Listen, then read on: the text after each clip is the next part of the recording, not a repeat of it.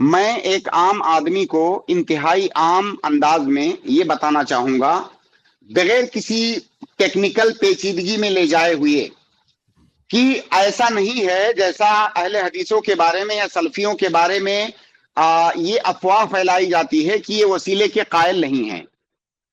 وسیلے کے قائل ہیں، مگر اس وسیلے کے قائل ہیں جو شرعی وسیلہ ہے، اور جو وسیلہ اختیار کرنا جائز ہے اس وسیلے کے قائل ہیں۔ جو حرام اور ناجائز وسیلہ ہے اس وسیلے پر ہم رد کرتے ہیں۔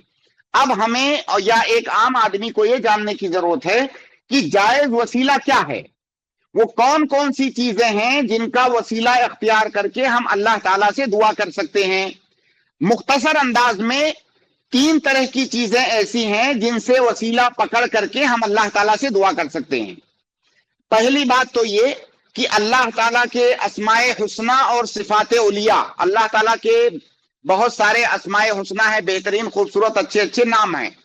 اللہ تعالیٰ کے بہت سارے صفات ہیں، جیسے اللہ تعالیٰ کا نام ہے اللہ، رحمان، رحیم، کریم، غفور، ودود، بہت سارے نام ہیں۔ اللہ تعالیٰ کے اسماء و صفات کا واسطہ دے کر کے، اس کا وسیلہ اختیار کر کے اللہ تعالیٰ سے دعا کرنا۔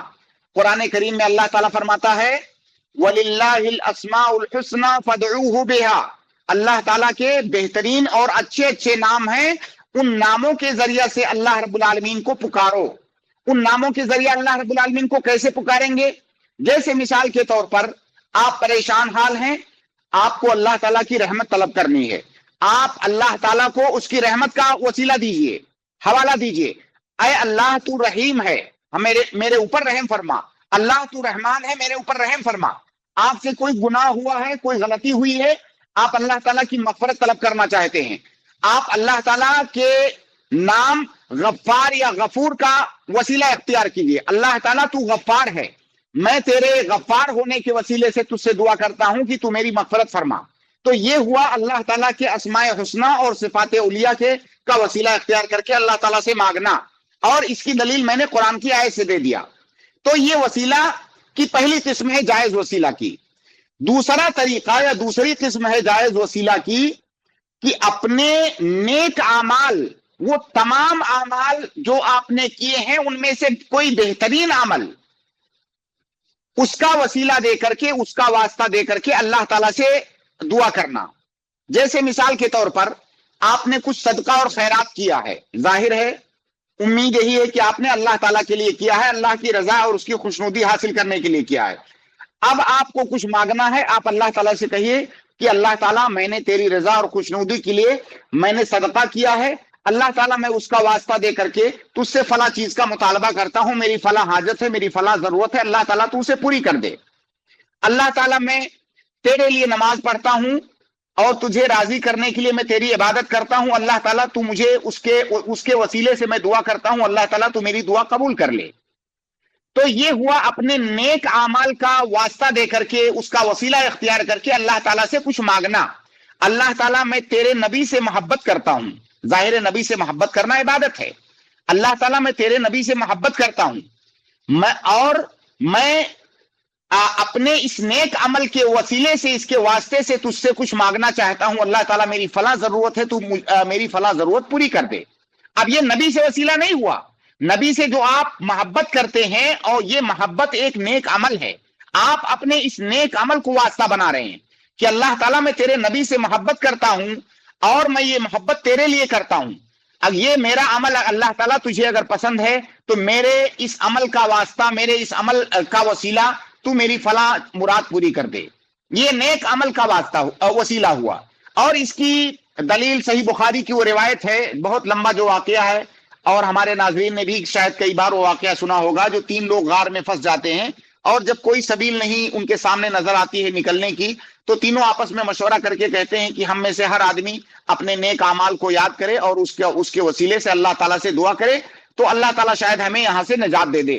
تینوں آدمی باری باری اپنے اپنے نیک اعمال کا جو انہیں یاد آیا کہ میں نے بہت بہترین عمل کیا ہے، فلاں عمل زندگی میں، اس کا ذکر کر کے انہوں نے اللہ تعالیٰ سے دعا کیا، اللہ تعالیٰ نے یہ عمل میں نے اگر تیری رضا کے لیے کیا تھا تو ہمیں اس غار سے، اس مصیبت سے ہمیں نجات دے دے۔ وہ پورا واقعہ ہے، میں اس واقعے میں نہیں جاؤں گا، پورا واقعہ بیان کرنے میں 15 منٹ اسی میں لگ جائے گا. تو بہرحال یہ صحیح بخاری کی روایت اس بات کی دلیل ہے کہ انسان اپنے نیک اعمال کو یاد کر کے اس کا وسیلہ اختیار کر کے اللہ تعالیٰ سے دعا کرے. تو یہ دوسری قسم ہوئی جائز وسیلہ کی. تیسری قسم ہے جائز وسیلہ کی کہ کسی بندے سے, اللہ تعالیٰ کا کوئی نیک بندہ ہے, اور ظاہر ہے ہم نیک بندے سے مراد یہاں زندہ بندے کو لے رہے ہیں, کیونکہ جو عالم برزخ میں وہ ہمارے پاس نہیں ہے. اللہ تعالیٰ کا کوئی نیک صالح بندہ, آپ اس سے گزارش کریں کہ برائے کرم ہمارے لیے اللہ تعالیٰ سے دعا کر دیں. یہ نہیں کہ آپ کہیں کہ اللہ تعالیٰ اس نیک بندے کے واسطے, اس کے وسیلے میری فلاں مراد پوری کر دے. نہیں, اس نیک بندے سے آپ دعا کروائیں اپنے لیے کہ آپ اللہ تعالیٰ سے میرے لیے دعا کر دیں. اللہ رب العالمین اس نیک آدمی کے دعا کے وسیلے سے آپ کی وہ مراد پوری کرے گا. اور اس کی دلیل ہے وہ واقعہ, کئی سارے ایسے واقعات ہیں, میں ایک ایک دلیل دیتے جا رہا ہوں. اللہ کے نبی صلی اللہ علیہ وسلم کی وفات کے بعد عمر بن الخطاب رضی اللہ تعالیٰ عنہ کے دور خلافت میں قحط سالی پڑی, تو انہوں نے کہا کہ جب اللہ کے نبی صلی اللہ علیہ وسلم ہمارے درمیان موجود تھے اور ایسا موقع آتا تھا تو ہم اللہ کے نبی صلی اللہ علیہ وسلم سے دعا کرواتے تھے. اب اللہ کے نبی صلی اللہ علیہ وسلم ہمارے درمیان موجود نہیں ہیں, تو ان کے چچا عباس رضی اللہ تعالی عنہ, جو کہ بہت نیک اور صالح معروف تھے لوگوں کے درمیان, اور ان کا تعلق اللہ کے نبی صلی اللہ علیہ وسلم کے گھرانے سے بھی تھا, وہ آپ کے چچا تھے. ان سے گزارش کی گئی کہ آپ اللہ تعالیٰ سے دعا کیجئے. جب نبی صلی اللہ علیہ وسلم موجود تھے تو ہم ان سے دعا کرواتے تھے, اب آپ ہمارے لیے دعا کیجئے. یہاں پر دیکھیے, مدینہ میں عمر بن الخطاب رضی اللہ تعالیٰ عنہ اور دیگر صحابہ کرام موجود ہیں, بغل میں اللہ کے نبی صلی اللہ علیہ وسلم کا قبر بھی موجود ہے. قبر پر کوئی نہیں گیا, کسی نے نہیں کہا کہ اللہ کے نبی آپ اللہ تعالیٰ سے دعا کر دیجئے کہ ہمارے لیے اللہ تعالیٰ بارش نازل کر دے. نبی صلی اللہ علیہ وسلم کی قبر بغل میں موجود ہے, کوئی نہیں گیا وہاں پر, اور نہ تو نبی صلی اللہ علیہ وسلم کا نام لے کر کے ان لوگوں نے دعا کیا, کیونکہ تمام صحابہ کرام کو معلوم تھا. اور یہاں پر ایک بات اور میں مینشن کر دوں کہ یہ اسی کو کہا جاتا ہے منہج سلف. اب دیکھیے, اس مسئلے میں ہم عقیدہ کہاں سے لے رہے ہیں, ہم صحابہ کرام کے فہم سے لے رہے ہیں. گویا کہ تمام صحابہ کرام کا فہم یہ تھا کہ اللہ کے نبی صلی اللہ علیہ وسلم کی وفات کے بعد ہمیں اللہ کے نبی صلی اللہ علیہ وسلم کا وسیلہ اختیار کرنا یہ ہمارے لیے جائز نہیں ہے, ورنہ وہ اللہ کے نبی صلی اللہ علیہ وسلم کے چچا عباس رضی اللہ تعالیٰ عنہ کے پاس دعا کرانے کے لیے نہیں جاتے, وہ ڈائریکٹ کہتے کہ اللہ کے نبی ہمارے لیے دعا کر دیجئے. اور باقاعدہ انہوں نے ذکر کیا کہ جب اللہ کے نبی صلی اللہ علیہ وسلم ہمارے درمیان تھے تو پھر ہم آپ سے دعا کرایا کرتے تھے. اب وہ نہیں ہے تو ان کے چچا عباس رضی اللہ تعالیٰ عنہ سے ان لوگوں نے دعا کی گزارش کی, اور انہوں نے دعا کی اور بارش نازل ہوئی, اور اس طرح کے واقعات اور بھی سلف کے اندر موجود ہیں. تو یہ 3 قسمیں ہیں وسیلہ, جائز وسیلہ کی. اب یہاں پر غور کرنے والی بات یہ ہے کہ ہم میں سے دنیا میں کون مسلمان ایسا ہے جس کے پاس یہ تینوں طریقے موجود نہیں ہیں. ہر مسلمان کے پاس یہ تینوں طریقے موجود ہیں. ہر مسلمان کچھ نہ کچھ نیک عمل کرتا ہے, یا کم از کم وہ مسلمان ہے تو ایمان کا عمل تو اس کے پاس موجود ہے نا, ایمان بھی عمل صالح ہے. اپنے ایمان کا وسیلہ دے کر کے وہ اللہ تعالیٰ سے دعا کر سکتا ہے, اور اس کے بہت سارے اعمال ہیں جن کا وسیلہ دے کر کے اللہ تعالیٰ سے وہ دعا کر سکتا ہے.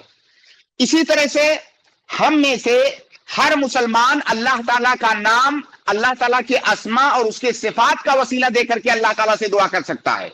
ہر مسلمان اپنے آس پاس کسی نیک اور صالح مسلمان سے دعا کی درخواست کر سکتا ہے, اس کے دعا کا وسیلہ اختیار کر کے وہ اللہ تعالیٰ سے مانگ سکتا ہے. یہ تینوں وسیلہ کی تینوں قسمیں ہم میں سے ہر مسلمان کے پاس موجود ہیں. ایسا نہیں ہے کہ ہمارے لیے کوئی مشکل کام ہے, لیکن یہ خانقاہیوں نے جس طرح سے پیر اور اولیاء کا جو بازار گرم کر رکھا ہے, یہ لوگوں کو اللہ اور اس کے رسول اور شریعت سے دور کرنے والی بات ہے کہ اللہ سے مت مانگو, اللہ اور اس کے رسول نے جو طریقہ بتایا ہے اس طریقے سے مت مانگو, ڈائریکٹ ان لوگوں سے مانگو, ان قبر میں مدفون لوگوں سے مانگو جنہیں خود ہماری ضرورت ہے اور ہمارے دعاؤں کی ضرورت ہے. تو یہ بہت اہم اور بنیادی بات ہے ایک عام آدمی کے لیے کہ وہ یہ بات سمجھے کہ وسیلہ کی جو جائز 3 شکلیں ہیں وہ ہر مسلمان کے پاس وہ شکلیں موجود ہیں, اور دن رات وہ ان کے وسیلے سے دعا کر سکتا ہے. ان تینوں شکلوں کے علاوہ کوئی بھی ایسی شکل نہیں ہے وسیلہ کی جو جائز ہو. جزاک اللہ خیرہ شیخ, بارک اللہ فیک.